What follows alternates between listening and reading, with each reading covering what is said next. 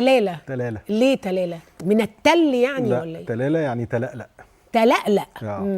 جايه من بيت شعر بيقول: الزم الباب ان عشقت الجمال، واهجر النوم ان اردت الوصال، واجعل الروح منك اول نقد لحبيب انواره تتلالى.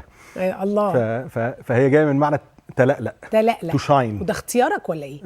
يعني الحمد لله بنتشاور في الحاجات دي، ساعات بغلس عليهم واحط مناخيري زياده. بس حلو قوي. نيو هليوبلس فين؟ نيو هليوبلس دي جنب الشروق على طول، على طريق السويس على طول. برضو احنا عندنا مشروع سراي هناك على طريق السويس. أيوة. ده جنوب طريق السويس، ده شمال طريق السويس، فهي في نفس المنطقه اللي احنا متعودين عليها مدينه مصر ومشاريعها منتشره. احنا عندنا سراي على طريق السويس على طول، جنبيها باتر فلاي في مدينه المستقبل، قصادها تلالة في نيو هليوبلس اللي هي جنب الشروق على طول. ارض ملك لشركه مصر الجديده للاسكان والتعمير، وده مشروع كو ديفلوبمنت ما بيننا وما بينهم. ومنطقه هناك اللي هي مدينه نيو هليوبلس ديت الحقيقه انا شايفها منطقه واعده جدا جدا جدا، فيها 3 مطورين واكثر، ولكن 3 مطورين انا يعني بحسس ان هم هينقلوا المنطقه دي لحته تانية خالص. احنا ومعانا المهندس محمود الجمال جي ديفلوبمنتس هناك بمشروع نيو كايرو، ومشروع مهم جدا، وصادق ايست هناك المهندس ايمن عامر، طبعا شركه صادق غنيه عن التعريف. فمنطقه بقت حيويه جدا، مهمه جدا جدا جدا، فيها جامعات، فيها مشاريع ساكنه اوريدي. بس دي منافسه جامده. بصي انا بحب قوي السوق بتاعنا ده في الحته دي، بننافس بعض وبنساعد بعض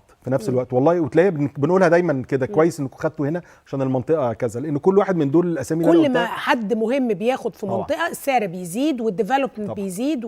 طب كلمني عن تلالة، كلمني يعني انتوا بتفكروا في ايه؟ هتسلموا امتى؟ بصي تلالة بحب ابدا بحته كده لذيذه جدا، لان الحديث دوت داير الاي اي والتكنولوجي والحاجات دي. ده اول مشروع الاي اي تدخل معانا في تصميمه. يعني دخلنا انبوتس كتير جدا للتكنولوجي، للذكاء الاصطناعي، وبدا يفكر معانا في المشروع ده المفروض يبقى شكله عامل ازاي.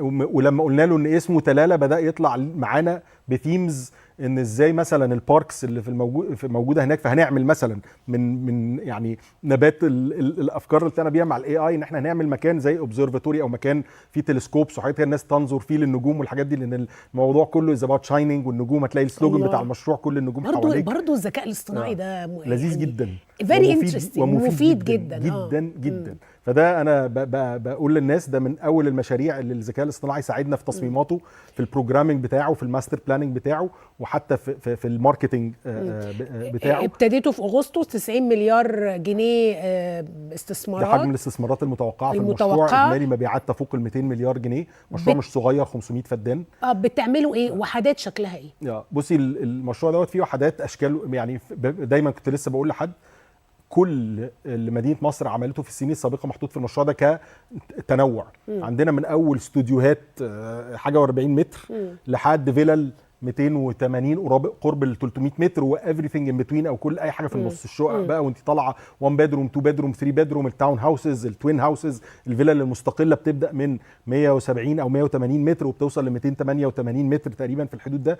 كل المنتجات موجوده، تصميمات الحقيقه خطيره، لاندسكيب غير طبيعي. عندنا ممشى، يعني انا شايفه التصميمات ديفرنت، انسيابيه كده. عندنا ممشى كده او بارك عاملينه ممشى 2 كيلو بطول المشروع كله. عارفه زي ما في المشاريع الساحليه يقول لك عندي وجه على البحر كذا، احنا عاملين ممشى ال 15 سنه. انا ما حبيتش احرق لك بقى لما انت قلتي لي انتوا وصلتوا ل 12 سنه. انا بصيت 15 ايه يا عم 15 سنه. انا ما حبيتش احرقها لك لما قلت لي انتوا وصلتوا ل 12، قلت اسكت لغايه ده انت داخل في ال 15. احنا بنعلن تلالة لاول مره. على خلي بالك تلالة مشروع متشطب بالكامل، وحده متشطبه بالكامل بالقسط على 15 سنه. اقول لك بقى كل المفاجات مره واحده. قول لي بقى كل المفاجات مره واحده. 15 سنه غير نوع الوحدات والكلام ده.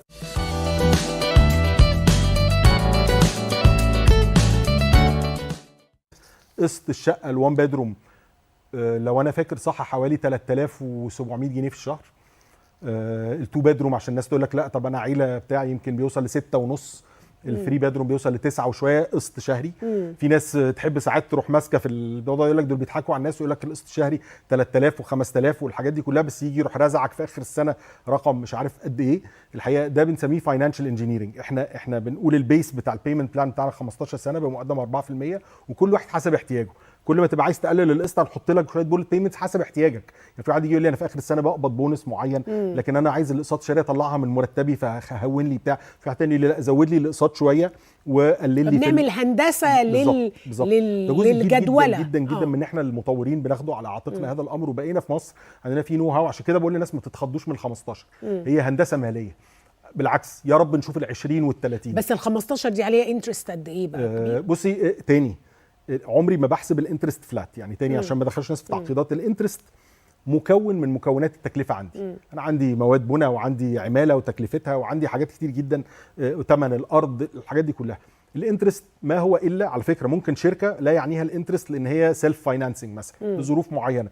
لكن لو شركه بتاخد تمويلات من البنوك فهو هنا الانترست بيفرق في حاجتين: تكلفه التمويل اللي باخدها من البنك وقدرتي على تمويل العميل اب تو 15 سنه. طيب عشان ابقى جاوبت على سؤالك، احنا لما بنيجي نسعر الانترست ريت في الكوست عندنا بنيجي نشوف هو الفايده قد ايه النهارده والترند الدوله ماشي فين. اي دوله بتبقى معلنه نيتها في النزول يعني احنا عارفين ان احنا عندنا نزول مثلا بالزبط. حوالي 5-6%. فعشان اطمن الناس لان الناس ساعات بتظن يقول لك ده محملين فايده قد كده. احنا محملين السنه بسنتها.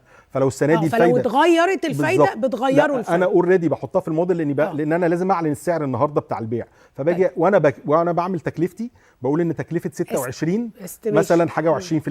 السنه الجايه هتبقى 18 اللي بعديها هتبقى 15. الاسعار بقى رينج يعني من كام لكام؟ وابتدي لي بالصغير عشان اقل حاجه عندنا اعتقد في رينج ال 3.5 مليون جنيه قرب ال 4 مليون جنيه حسب الوحدات الصغيره. الوحدات الصغيره اللي هي الوان بيدروم ابارتمنتس ديت من منتصف ال 3 مليون قرب ال 4 مليون. تقريبا المساحه قد ايه؟ المساحات بتبدا في الشقق الوان بيدروم دي من 50 متر لحد 100 متر حسب بقى برضو كل واحده منهم بسعرها. التو بيدروم بتبدا من ال 90 متر لغايه 120 متر والثري بيدروم من 120 متر وطالع. والفيلا زي ما قلت لك عندنا فيلا از ليتل از او صغيره لدرجه انها 180 متر. دي ناس بتموت فيها على فكره. فيلا مستقله بكام بقى الفيلا ال 180 الفيلا لو انا برضو فاكر صح احنا بنتكلم في مثلا في حدود ال 17 مليون مثلا ممكن تبقى ثمن الفيلا.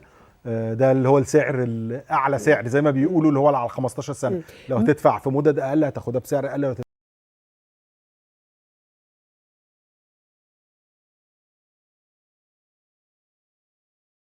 مستهدف مين اللي انت مستهدفهم في هذا المشروع؟ بصي احنا المشروع ده بالذات لكبر حجمه ولا تنوع المنتجات اللي فيه بنحاول نخاطب فيه كذا شريحه. دي من اكتر الحاجات اللي مدينه مصر متميزه فيها ان احنا بنعرف نخاطب كذا شريحه في المجتمع وبنعرف نعمل مدينه متكامله الناس كلها متعايشه مع بعض. ودي دايما بقول الاستدامه لما بنطلع كلنا نقول بنى مجتمعات مستدامه. الاستدامه ليست فقط استدامه بيئيه واقتصاديه ولكن استدامه مجتمعيه. يبقى المجتمع كله ممثل في نفس المكان. كنت في كورس في هارفارد يا لميس وواحد من البروفيسورز اللي بيعدوا على صابع الايد الواحده في العالم في مجال الافوردبل هاوزنج قال لك جمله مهمه جدا. قال لك افوردبل هاوزنج اللي هي السكن الاقتصادي والحاجات دي كلها ده الانفراستراكشر بتاع اي مدينه. وراح قايل جمله عبقريه قال لك this is where jobs go to sleep. الناس اللي مشغله المصانع واللي مشغله البيوت واللي مشغله الشركات والحاجات دي كلها this is where they go to sleep. البيوت اللي هي الافوردبل هاوزنج دي هم بيناموا في البيوت دي. فهو ده الانفراستراكشر زي ما بتعامل المدينه وانت بتصممها باهميه. الكهرباء فيها تبقى والغاز والصرف والانترنت.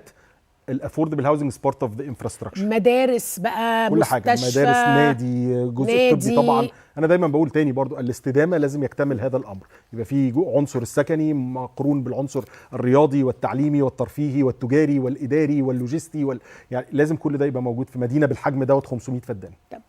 اول تسليم ان شاء الله 4 سنين باذن الله. 4 سنين من الان.